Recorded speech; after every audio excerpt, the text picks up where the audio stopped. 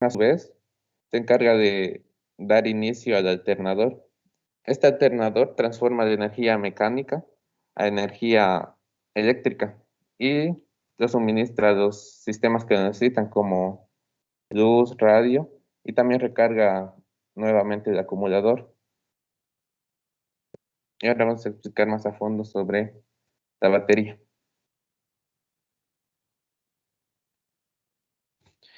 Les procederé a explicar lo que es la batería. La batería o el acumulador, pues se encarga más que todo de almacenar energía. Esta energía funcionará principalmente para dar inicio a lo que es el funcionamiento del motor de gasolina. Entonces, ¿cómo es o cómo funciona la batería?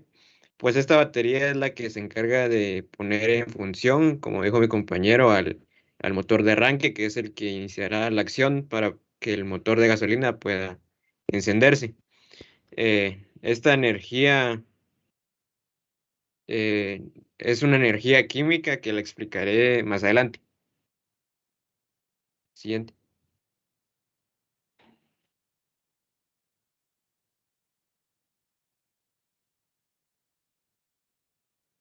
Pues como mencioné, la batería o el acumulador se basa en principios químicos em, que necesita un poco de visualización. Es por eso que encontramos este video que nos gustaría compartirlo.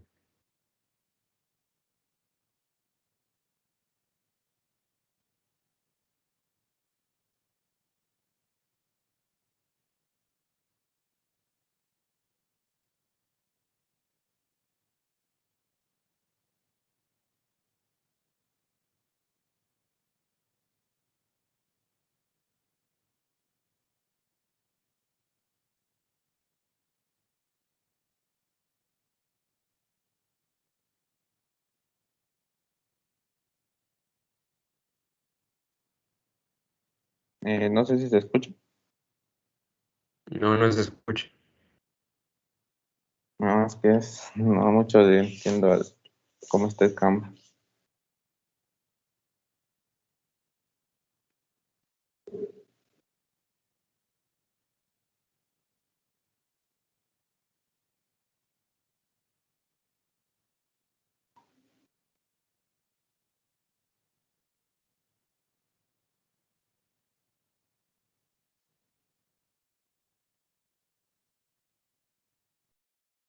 El video no.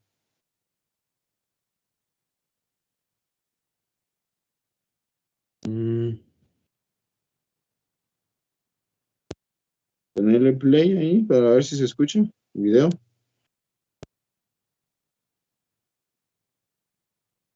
No se escucha nada. No se escucha.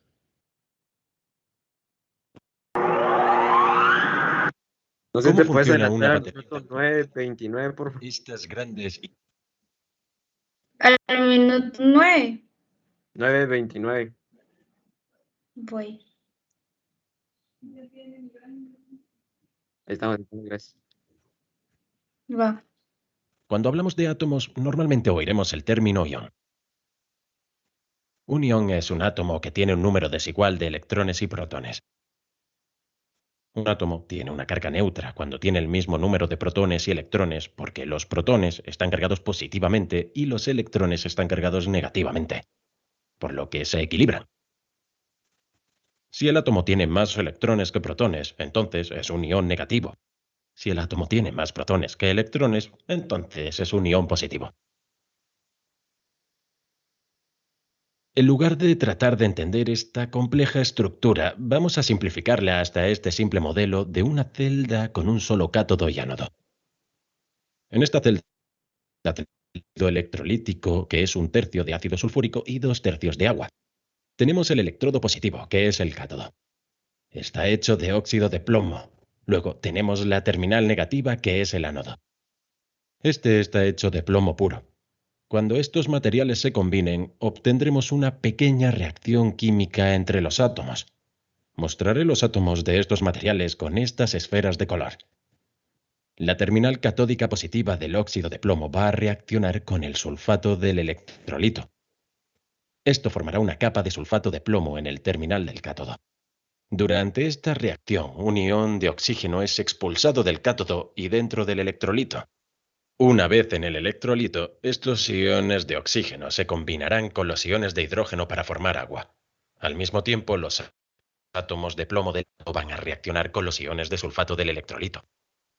Esta reacción creará una capa de sulfato de plomo alrededor del electrodo. Durante esta reacción se liberan 2 electrones y se recogen en la terminal negativa, por lo que ahora tenemos una acumulación de electrones en la terminal negativa. Como los electrones están cargados negativamente, esto significa que tenemos una diferencia de carga a través de las 2 terminales y podemos medirla con un voltímetro o un multímetro. Si piensas en un imán, los electrones están cargados negativamente y, por lo tanto, se repelen entre sí. Estos son atraídos a la terminal positiva que tiene menos electrones. Sin embargo, no pueden llegar a esta todavía. Por lo tanto, si proporcionamos un camino para los electrones, como un cable, entonces los electrones fluirán a través de este para llegar a la terminal positiva. Podemos entonces colocar cosas como una lámpara en el camino de estos electrones y usarlos para hacer trabajos como iluminar la lámpara. Mientras el camino existe, la reacción química continúa. Pero esto no durará para siempre. Los químicos requeridos para la reacción se agotarán. El ácido se diluye y se debilita, y una acumulación de sulfato de plomo recubre ambos electrodos. Esto significa que los materiales de los electrodos son cada vez más similares y por lo tanto la reacción química se hace más difícil de lograr. Afortunadamente, esta reacción química puede invertirse. Así que si suministramos a la batería electricidad del alternador, podemos empezar a invertir la reacción. Los electrones entran en la terminal negativa y se vuelven a unir con el sulfato de plomo, liberando el sulfato en el electrolito para dejar solo el plomo en la placa negativa.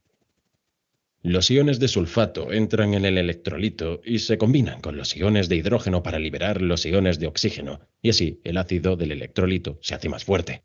Los iones de oxígeno se combinan con el plomo para crear óxido de plomo, y esto libera el sulfato de nuevo en el electrolito, haciéndolo aún más fuerte.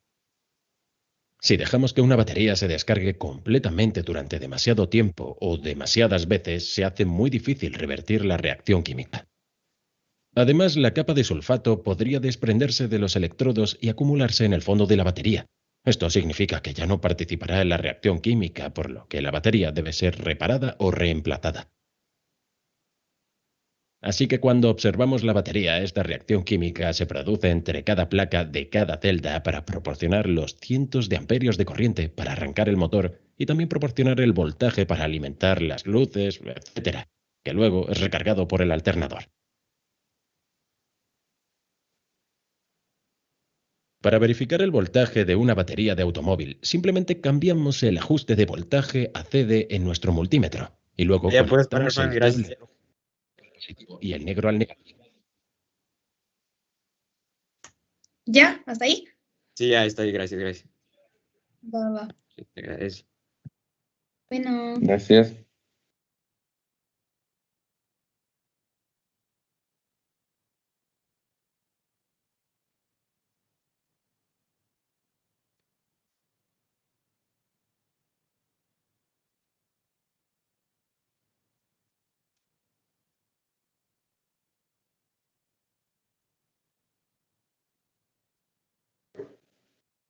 Continuando con la explicación, tenemos como siguiente componente del sistema el motor de arranque.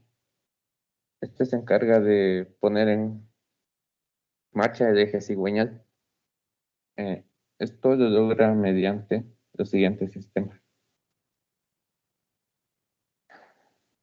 Aquí podemos ver que tenemos sus principales piezas. Aquí abajo tenemos el motor eléctrico. Aquí tenemos el motor corredizo o piñón, que esta parte es la que se va a enganchar con el volante de inercia, que va a girar se engancha con el volante de inercia y comienza a girar el cigüeñal. Aquí arriba tenemos el solenoide, que así es llamado. El solenoide tiene 2 conexiones. Tiene la terminal 30, que se va conectada al cable positivo de la batería. Tenemos la terminal 45, que se encarga de pasar esta energía hacia el motor eléctrico.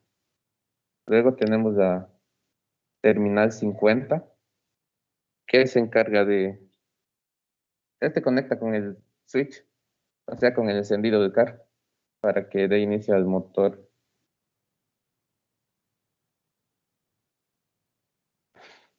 Perdón. Mi compañero no me ha visto que iba a explicarme.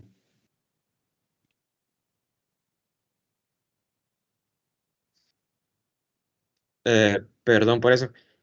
Consiguiendo con la explicación de la batería, pues como podemos observar en el video, la batería almacena energía química que a través de reacciones que se producen en ella, logra producir un flujo de electrones. Este flujo de electrones se conoce como la electricidad y a partir de ella se puede poner en marcha ciertos trabajos, como lo es el trabajo del motor de arranque. Si se puede observar ahí, la batería está conformada por varias secciones. Dichas secciones pues la, mm, tiene la solución que fue mostrada en el video y también el cátodo y el ánodo. Em, Esta batería, como se puede observar en el video, pues, se puede quedar sin energía, lo que llamamos que no se puede producir más reacciones. Sin embargo, no me dejará mentir que a veces cuando el carro se queda sin batería, llega otro y pues lo suple de energía o le da un chispazo con esas herramientas. Lo que está sucediendo ahí es que la batería externa pues está supliendo energía al motor de arranque, lo que permite que se encienda. Luego de eso, el mismo motor de gasolina va a producir energía para la batería y así se recarga. Este procedimiento lo miraremos más adelante en el motor alternador, pero es bueno visualizarlo desde este punto. Ahí estamos.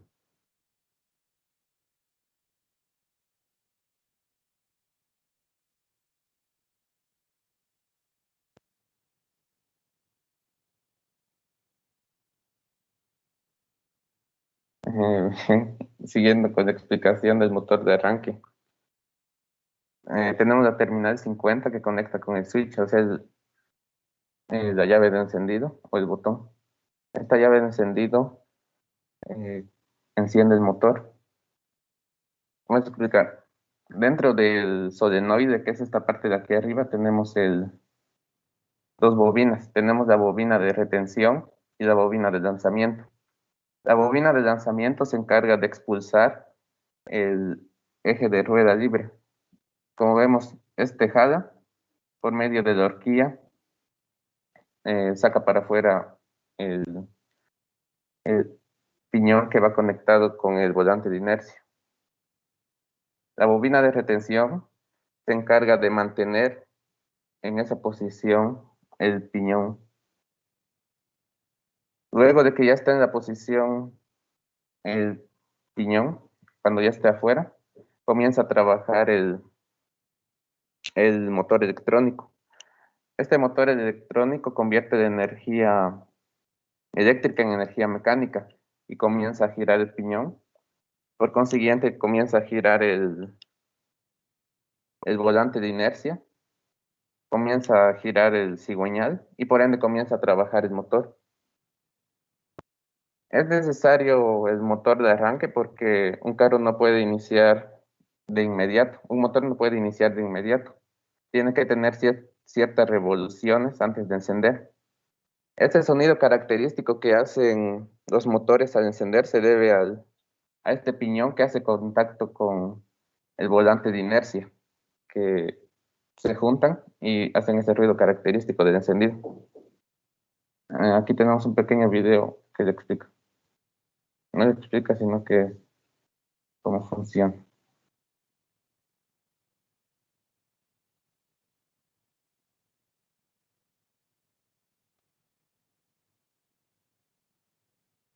Como vemos aquí tenemos la bobina y el motor eléctrico dentro. Fabiana, disculpa, ¿será que nos haces el favorazo de reproducir el video nuevamente? Sí, solo pásame el link. Aquí está bueno. Permíteme un ratito.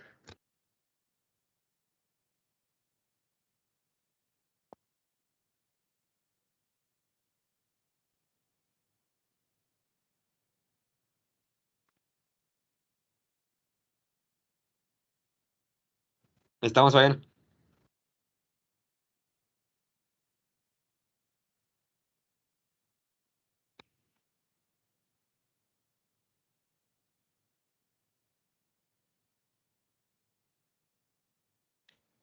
Va, voy, espérame. Dame 2 segundos.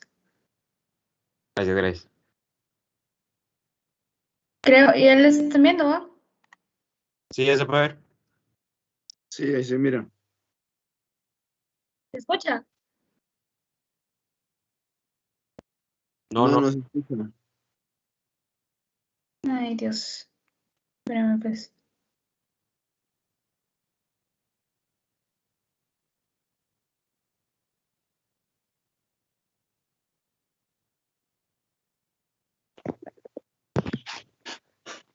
Yo creo que ya se escucha ahora. Sí, ahí estamos. Va.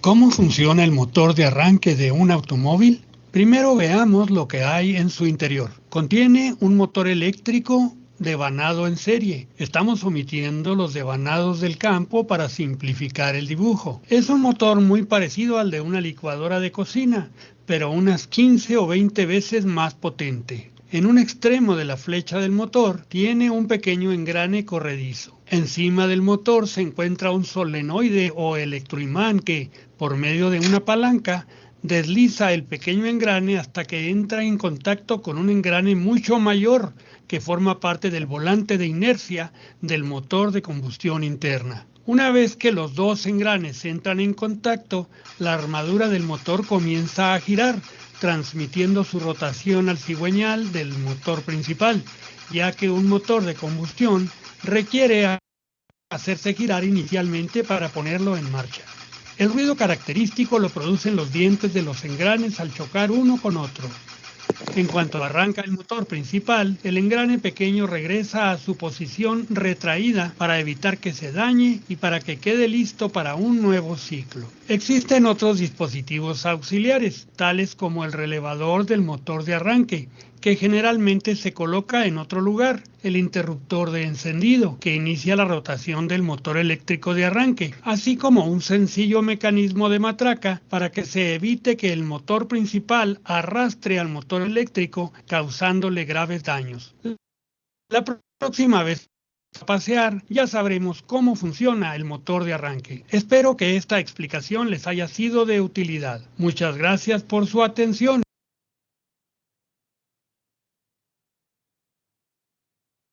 Gracias. Gracias, Fabiana. Bueno.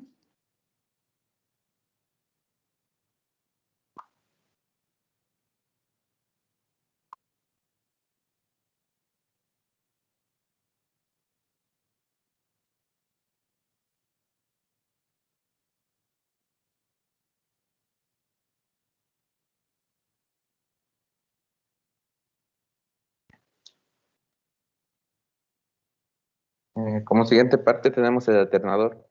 Este alternador transforma la energía mecánica que genera el motor a energía eléctrica. Este tiene un eje conectado por medio de una correa al motor. El motor le hace girar y gracias a esto transforma energía mecánica a energía eléctrica.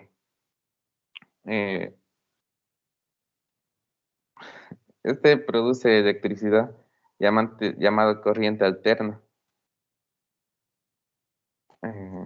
Proporciona energía a todos los componentes del auto, desde el motor, perdón, del motor.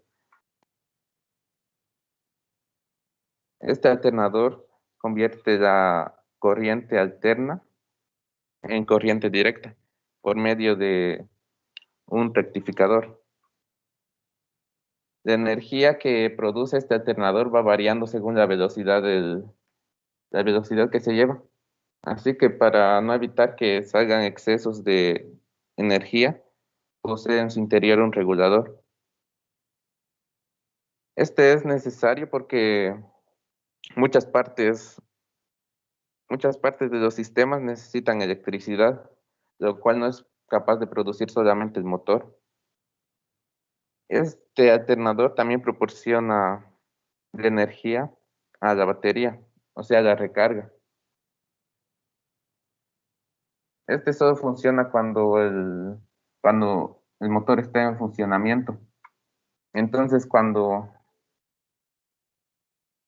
perdón, funciona cuando el motor está en funcionamiento. Provee energía a los sistemas que ya mencioné. Y cuando el motor se detiene, entonces la batería se encarga de proporcionar energía a las luces y al radio y a esos tipos de sistemas.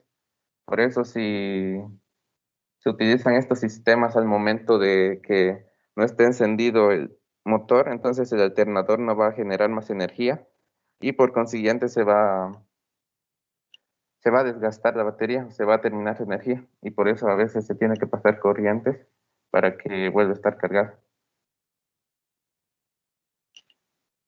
Bien, me gustaría agregar en lo que es el alternador. Como dijo mi compañero, pues en sí, en síntesis, lo que hace el alternador es transformar la energía mecánica que produce el motor a energía eléctrica. El alternador va conectado por medio de una polea al motor.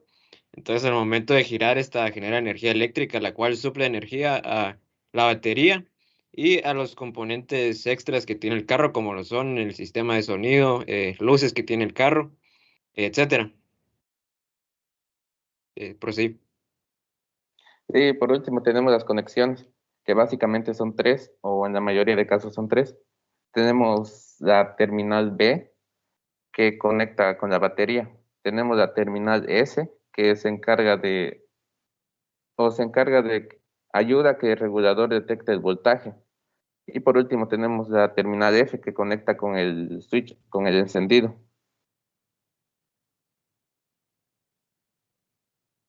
Algo que olvidé mencionar es que este tiene una pieza, el cual regula la cantidad de energía que fluye, que se llama transitor.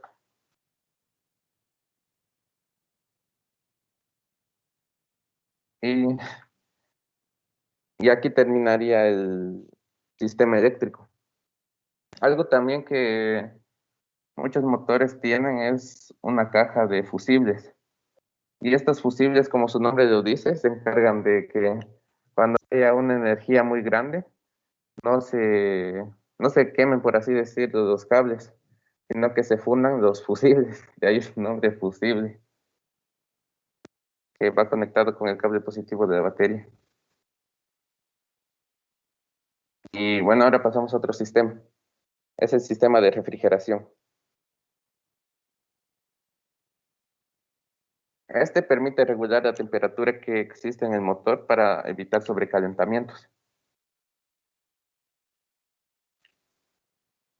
Este logra esa refrigeración por medio de un refrigerante, que es el mismo principio que recibimos en agroindustria, que absorbe el calor, pasa por un sistema cerrado que lo vuelve a enfriar y vuelve al sistema para volver a absorber calor. Esto es en el principio de refrigeración, que igual vimos en agroindustria. El problema Una parte, inicial, perdón. el problema, Una parte espérame, importante de refrigerante es que está formado por alcoholes y su ingrediente clave es el et- etilenglicol, perdón.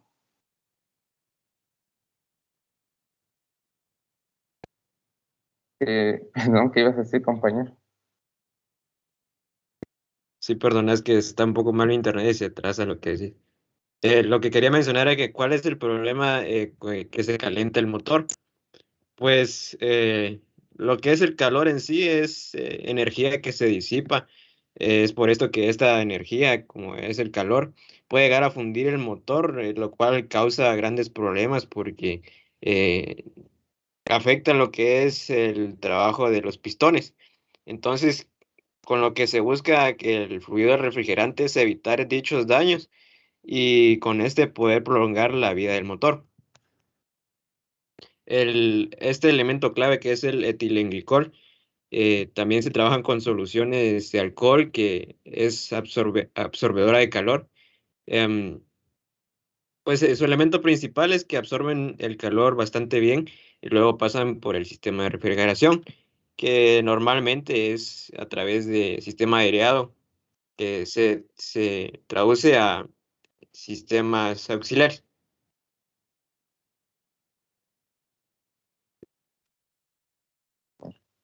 Entonces, vamos a ver el sistema. Una pregunta ahí con respecto al refrigerante, muchachos.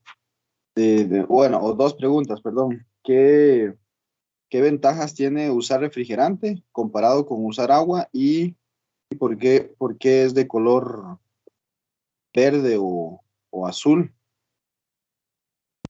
Lo que sucede es que, ahorita les voy a explicar en el sistema de refrigeración. Lo que sucede es que el motor para que inicie, para que inicie más que todo, tiene que llegar a 90 grados Celsius. Estos 90 grados Celsius, si recordamos el punto de ebullición del agua, son los 100 grados Celsius. Así que casi que se evapora de inmediato. Esto no pasa con el refrigerante. Y también otra cosa con el agua es que puede llegar a oxidar los componentes del sistema.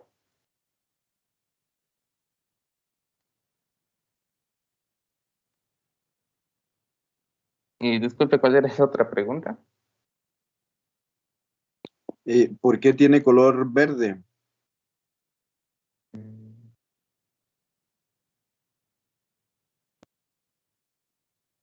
No, eso sí no lo investigué yo. Quizás el compañero.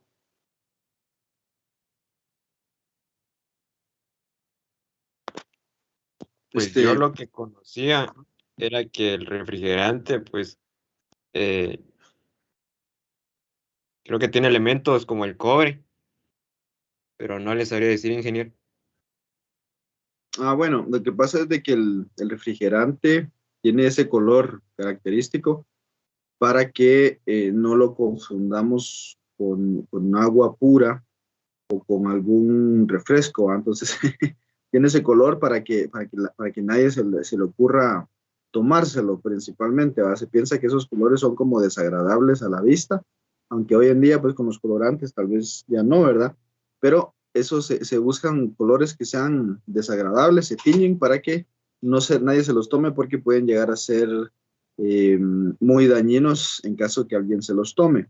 Primero, ahora vean, pues está bien, es correcto lo que mencionan de que el agua, si al motor le echamos agua en lugar de refrigerante, se puede oxidar, eso es correcto, pero tiene otras propiedades. Con lo de la evaporación no es tan así, porque el agua no se va, aunque incluso el agua llega a estar a 120, 150 grados centígrados, pero no se evapora porque está bajo presión, es decir, está en un circuito cerrado a mayor presión. Entonces, el agua a mayor presión tiene la capacidad de soportar esas temperaturas y por eso es que funciona, por eso es que la gente pues puede usar agua en lugar de refrigerante. Pero el otro problema es que el agua, como ustedes saben, es un buen conductor de la electricidad, ¿sí? Entonces eso crea campos magnéticos, o sea, el agua, ahí los jóvenes muestran una imagen de cómo fluye el refrigerante como un sistema a lo largo del motor y incluso del todo el vehículo o del tractor o de lo que estemos hablando. Y esto puede generar, repito, campos magnéticos por la buena conductividad eléctrica que tiene el agua, y esto puede causar fallos en los sistemas electrónicos de comunicación de la máquina, ¿sí? Ese es otro motivo por el que se usa se recomienda usar refrigerante. El refrigerante pues no es un buen conductor de la electricidad, no tiene iones y cationes dentro de sí. Y la última es el punto de congelación, ¿verdad? Aquí en Guatemala pues no tenemos casi para nada ese problema, pero en los países como los países donde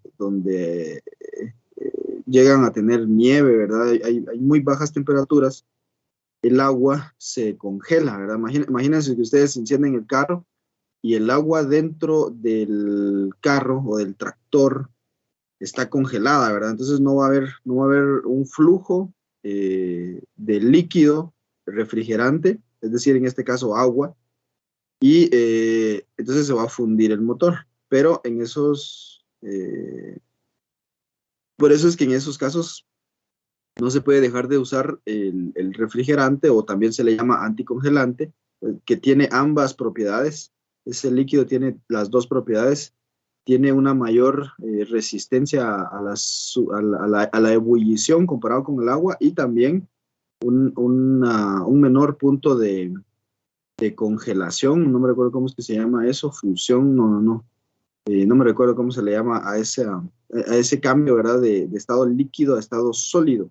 Pero comparado con el agua funciona mejor, que es decir, que a bajas temperaturas, ustedes se han dado cuenta, el alcohol no se congela. Entonces, por esos motivos es que, por diferentes motivos, es que es recomendable usar refrigerante y no agua. Pero, pues, eso sería el detalle. Gracias ahí por el espacio también. Gracias, ingeniero. Gracias. Bueno, entonces ahora vamos a explicar el sistema.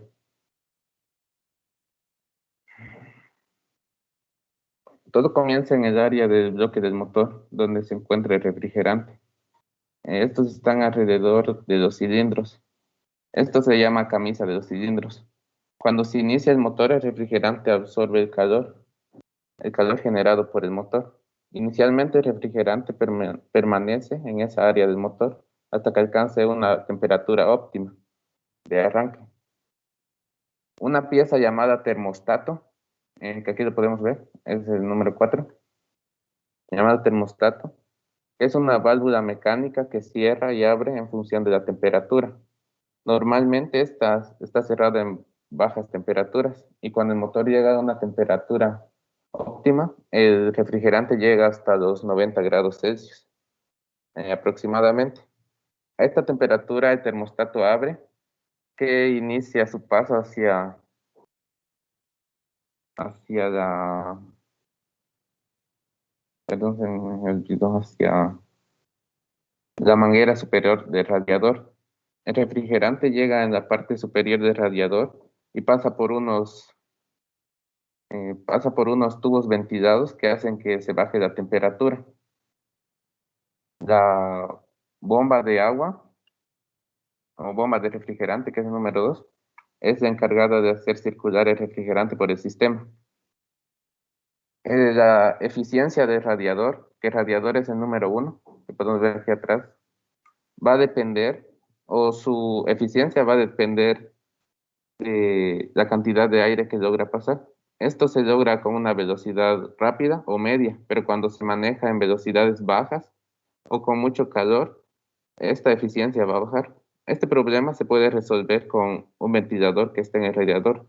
Este se activa mediante una computadora del motor que monitorea también la temperatura del refrigerante con un sensor que generalmente está en la salida del motor, que detecta cuando la temperatura llega a niveles peligrosos y, y enciende el ventilador. Ese sería el sistema de refrigeración. Ahora, por último, tenemos los 4 tiempos del motor. Y entonces pasamos a lo que son los 4 tiempos del motor, el fundamento principal de cómo es que funciona el motor a gasolina, cómo es que este motor funciona y cómo es que produce energía. Entonces, ¿cuál es el fundamento? Primero tenemos que decir que lo que es la gasolina o algún otro tipo de combustible es flamable. Es decir, que poniéndolo a prueba a calor o a algún tipo de chispa, pues produce combustión y se puede esparcir. Entonces, lo que tenemos aquí son estructuras llamadas cilindros y pistones, que previamente ya los habíamos revisado. Lo que iniciaré con el paso 1, el cual se puede ver la imagen que está ahí en en la izquierda. Inicialmente el pistón baja. Este movimiento inicial se da por el motor de arranque que explicamos anteriormente. Entonces, las primeras vueltas que se da es gracias al motor de arranque. Entonces el pistón baja y se abre la válvula de admisión, la cual lo que hace es ingresar aire, una combinación de aire y combustible.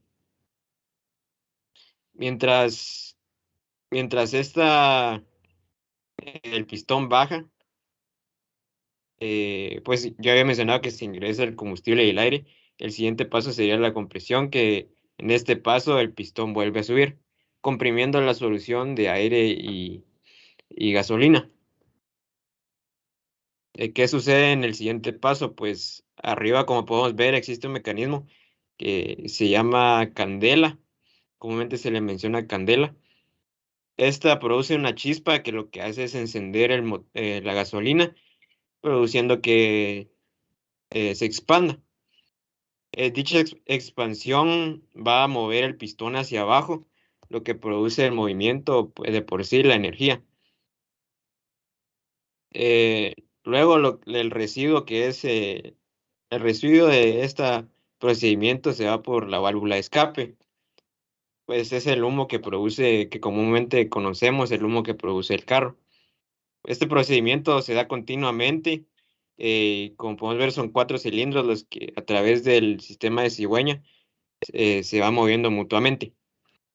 Se tiene que mencionar que este sistema está específicamente diseñado para que no existan fugas, porque si es que existen fugas, el movimiento no va a ser el mismo, ya que se va a disipar la energía por otros lados.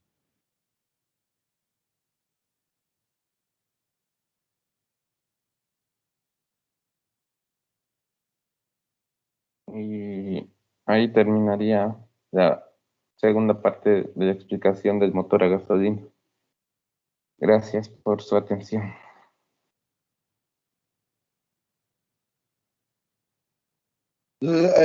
Ahí concluiría su exposición, ¿verdad, jóvenes? No sé si los demás tienen alguna pregunta.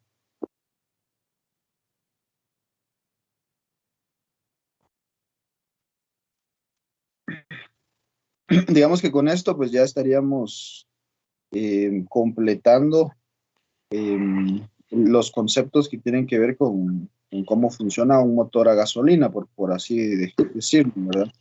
Sí, Jordi.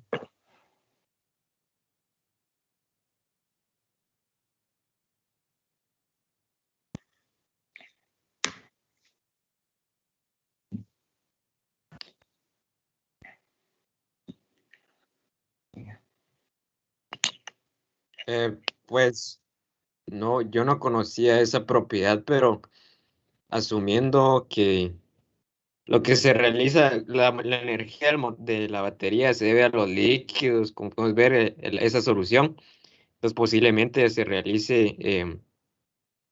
batería realice las reacciones en el suelo y por eso es que se queda sin batería, sin energía que producir. Esto que mencionas, Jordi, ¿verdad? Lo que pasa es de que la Tierra, recuérdense que la Tierra, no sé si a ustedes les ha pasado, ¿verdad? De que dicen, si alguna vez se han bañado en ¿cómo se dice? Ducha, que tenga algún problema eléctrico.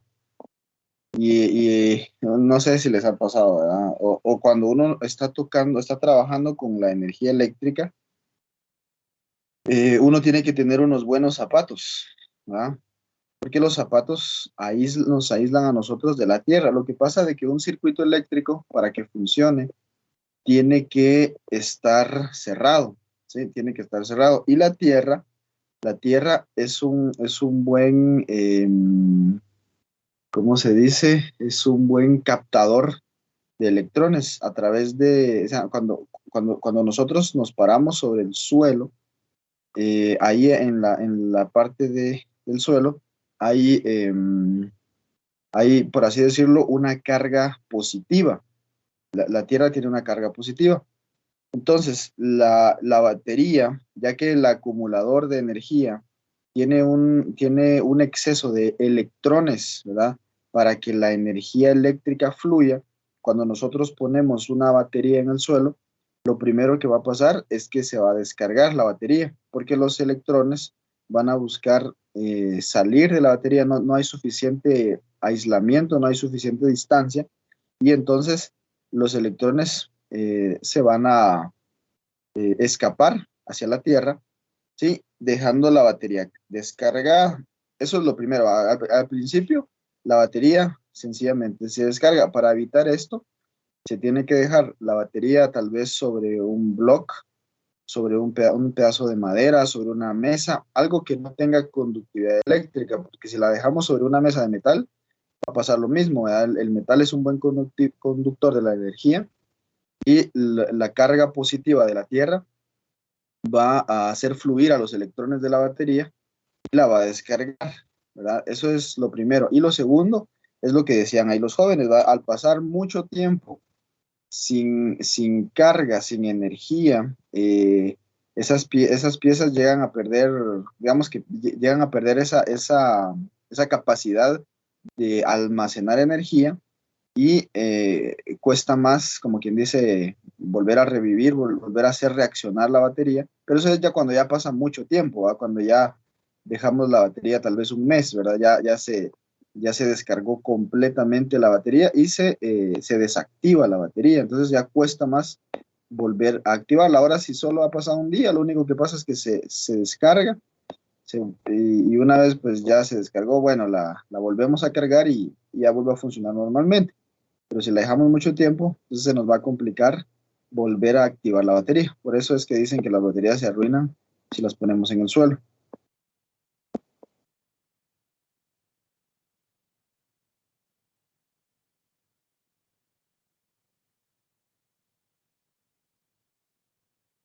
¿Alguna otra pregunta, jóvenes?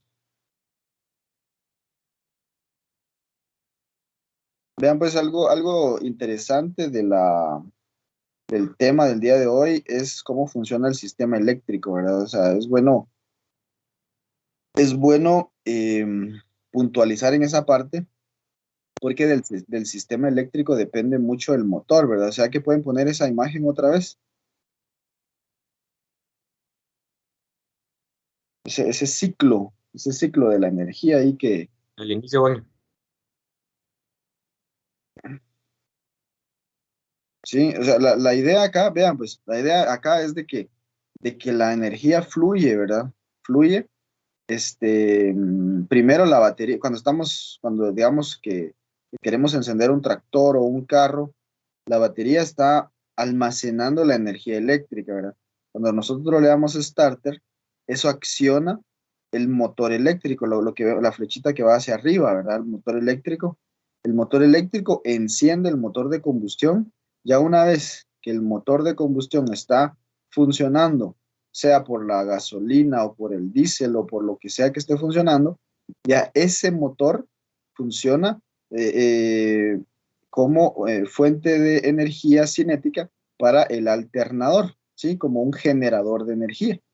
Entonces, el alternador genera la energía que hace que también funcione el sistema y finalmente vuelve a darle energía a la batería, ¿verdad? Vuelve a darle energía a la batería, entonces se mantiene el ciclo, siempre y cuando pues lo tengamos gasolina o diésel, ¿verdad? Para mantener el ciclo y lo estemos usando recurrentemente, porque así como una batería se descarga rápido por estar en el suelo, o sea, aunque la tengamos bastante aislada, una batería normalmente siempre va a ir perdiendo su energía poco a poco, con el tiempo.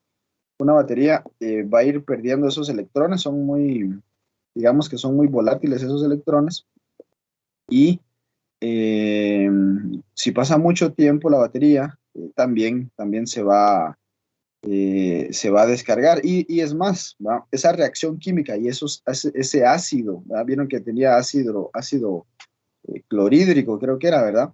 Lo que tiene la batería, esa causa esa reacción y con el tiempo va dañando las placas de plomo. No sé si ustedes han visto una batería, cuando uno compra una batería nueva, dicen, ¿quiere que se la active de una vez?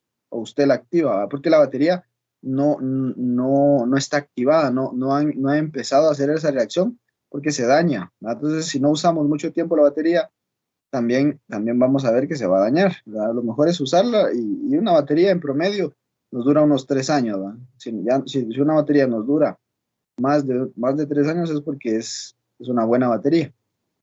Pero esas son desechables, podemos decir, va 3, 4, 5 años y mucho, ya tenemos que comprar una nueva. Ya va a ser muy difícil de que, que nos dure más que eso, que nos la reparen. A veces nos ofrecen que nos la van a reparar y no quedan buenas, ya no. Lo mejor es comprar una nueva y, y pues ya que dure otros 3, 4 años. ¿Alguna pregunta, jóvenes? Sí, César. Sí, solo tengo una pregunta. ¿Qué es lo que hacen los fusibles? No sé si, no sé si me escucho, no sé si se me escuchó cuando lo expliqué, que su nombre viene porque cuando hay grandes cantidades de energía, estos se funden, por así decirlo, para evitar que se fundan sistemas importantes. Gracias, Wagner. El fusible está diseñado para soportar una carga definida de energía eléctrica. Por ejemplo, ¿verdad? Si un aparato funciona por poner un ejemplo, ¿verdad? Si un aparato funciona con 12 voltios o digámoslo con una cantidad determinada de watts, si el aparato funciona con esa cantidad, el fusible viene diseñado para soportar un poquitito más de la cantidad con la que funciona el aparato. Entonces, cuando hay un cortocircuito, cuando hay una sobrecarga, digamos que la energía no fluyó por donde debía, sino que fluyó por otra parte, entonces se sobrecarga esa pieza. Entonces, antes de que la energía llegue al aparato, tiene que pasar por el fusible. Pero como el fusible está diseñado para soportar únicamente esa cantidad de energía, entonces inmediatamente el fusible, boom, se quema, se funde. Entonces ahí cuando se funde, se derrite, digamos, esa piececita de metal, ya no sigue pasando la energía eléctrica hacia el aparato, ya no pasa más. Entonces, ahí pues ya nuestro vehículo, nuestro tractor o la máquina que tengamos ya no va a funcionar. Entonces venimos nosotros y revisamos, el fusible se quemó, obviamente porque hubo un problema. Se cambia el fusible, pero resulta mucho más barato cambiar un fusible, no recuerdo cuánto vale, pero son baratos, póngale un quetzal, un quetzal me vale un fusible, me sale más barato cambiar un fusible que cambiar el aparato que funciona con esa misma capacidad que tenía el fusible. Para eso sirve el fusible, para proteger los aparatos electrónicos de estos cortocircuitos. Y muchas veces, ¿cómo es que somos en Guatemala? Que muchas veces los mecánicos lo que hacen, o las personas, cualquiera, lo que hace es de que quita la función del fusible, le pone un cable normal para que deje estar, dicen, es que este está fallando mucho, es porque hay un problema. Cuando está fallando mucho, hay que resolver el problema, no colocarlo directo, porque si lo colocamos directo, ya no va a quemar el fusible, sino que ahora va a quemar o va a fundir ya el aparato que dependía de ese fusible, y eso ya nos va a crear todavía otro problema, ¿sí? Pero supongo que se entiende, ¿verdad? Cómo funcionan los fusibles. Sí, ingeniero. Sí, ahorita sí. Gracias. Muy bien, Fabiana.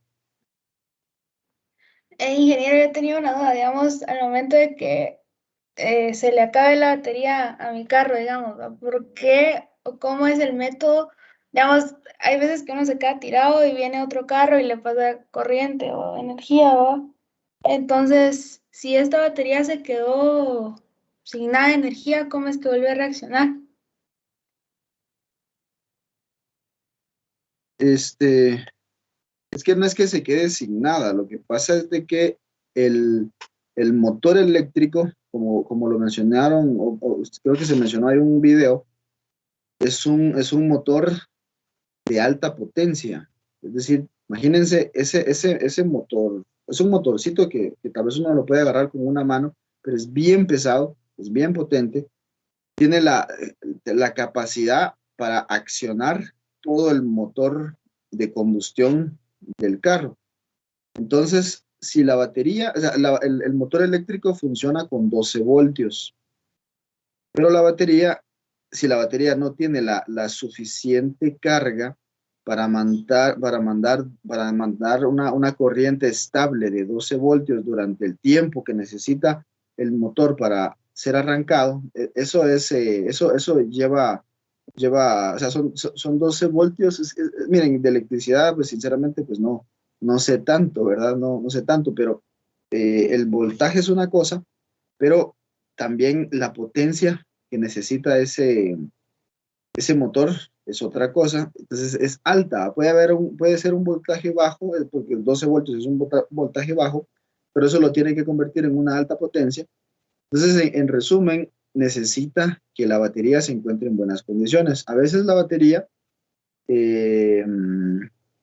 no alcanza a llegar a esa cantidad de energía. Por ejemplo, en lugar de llegar a los 12 voltios, tiene solo 11, o tiene solo 10, o tiene solo 9. Y escuchamos que ya medio, empieza, hace ese ruidito, ¿va? Medio lo hace el ruidito, pero no arranca el carro. No es que la batería esté muerta, ¿va? Lo que pasa es que no aguanta generar la potencia que el motor necesita. Eso es cuando estamos hablando de, bueno, hay tantas diferencias entre carros, baterías, sistemas. El punto es de que cuando pasa eso, entonces necesitamos de que nos den un poco de energía, ¿sí? Solo para completar, o sea, de los 9 voltios, por así decirlo, solo llegar a los 12. Ya necesitamos un poquito más. Entonces conectamos con los cables, ¿va? Con otro carro, y eso ya nos completa la cantidad de energía. Ya nos llega a los 12 voltios, le damos starter, el motor arranca, y luego el motor acciona el Ingeniero. alternador, ¿sí? Sí, es que era que, bueno, al menos yo quería explicar eso, pero usted se me adelantó un poquito.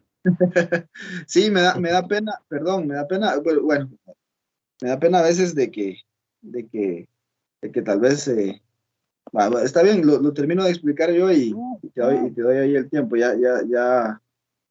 Dale, bien. ya iba a terminar, pero gracias, ¿verdad? Sí, a la próxima ya no les quito ahí la oportunidad, perdón. Entonces, finalmente el motor de combustión mueve el alternador, y el alternador vuelve a darle a la batería, nivela ya la batería y le da la energía suficiente ya para que después ya funcione normalmente. Sí, eso sería ahí no sé si está claro, Fabiana. Sí, sí, ingeniero, gracias. ¿Más preguntas, jóvenes?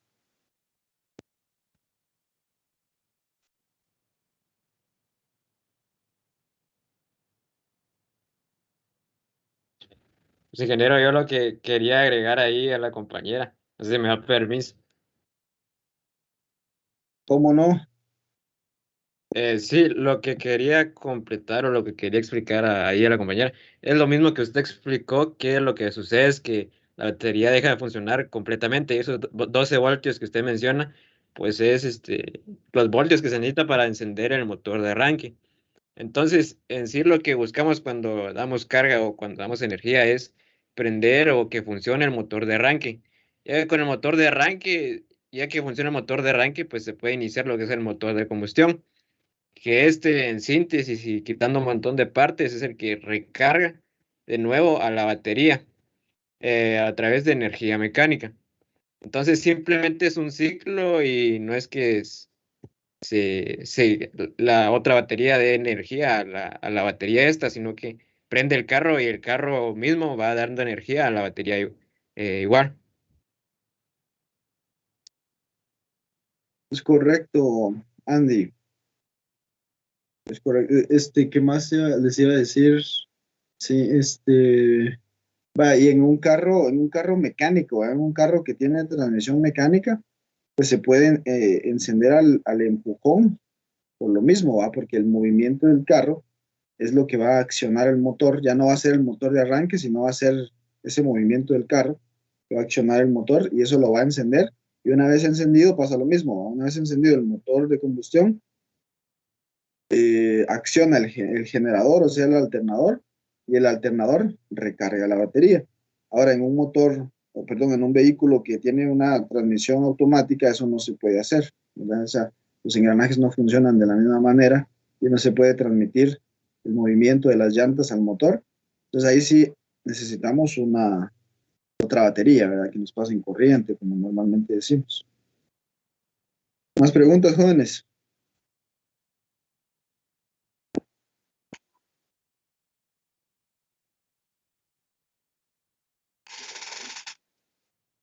Miren, pasó toda la clase, la compu no revive.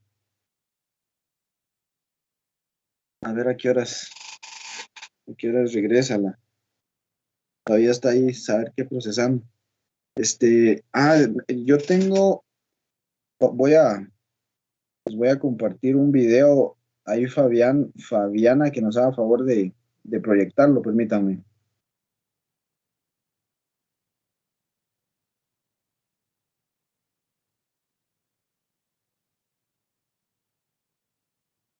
Es un video, de repente ya lo han visto ustedes, ¿verdad? Que la intención es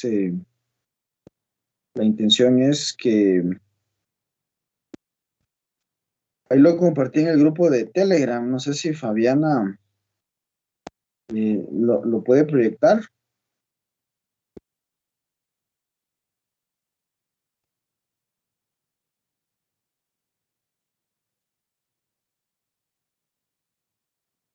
Cualquiera que lo proyecte, porque igual no tiene audio, solo tiene una musiquita ahí de fondo para que veamos ya el motor, cómo funciona en su totalidad. ¿Sí me escuchan? Sí, ingeniero, sí se escucha. Oh, gracias.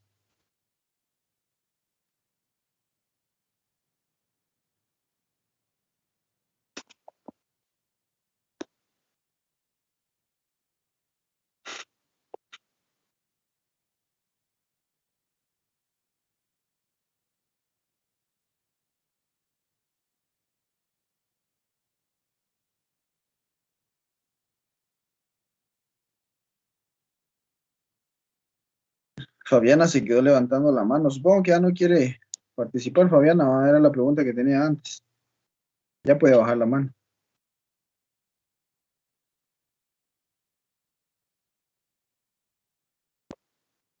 ¿Alguien más está levantando la mano? Emerson Chávez. Lo mío no es una pregunta, es más como que una anécdota. Una ¿Sí? vez íbamos en un carro y se quedó, la batería murió. Y con 2 baterías AA arrancamos el carro, ya que era la necesidad solo de 12 voltios. Qué raro que... Solo para el start, digamos, los 12 voltios necesarios. Y estábamos en una comunidad, no había de otra. Con 2 baterías. Bueno, pero fíjate que 2 baterías AA solo te hacen 3 voltios. Entonces, fue un milagro, entonces, pero sí, con eso. Ingeniero, Es un milagro. ¿cuál Interesante. video me está diciendo, perdón? Un, Es que estaba silenciando. un video que acabo de enviar al grupo de Telegram. ¿Sí se escuchan? Va.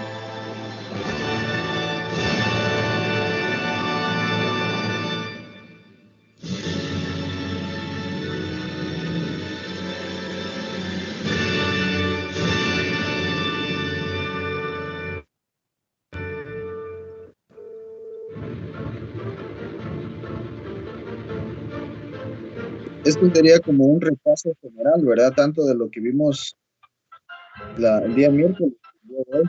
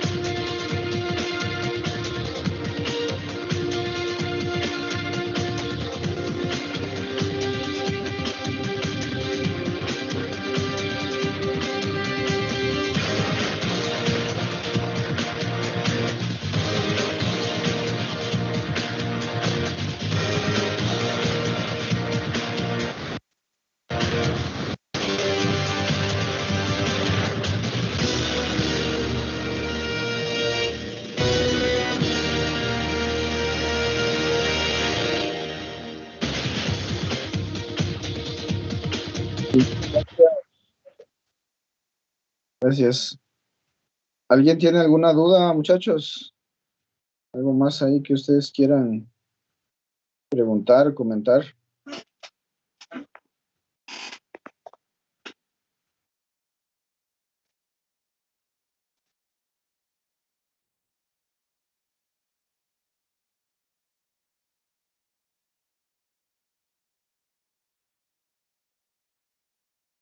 Bueno, parece que no hay más, ¿verdad? Si no hay más preguntas, pues ahí estaríamos. Espero que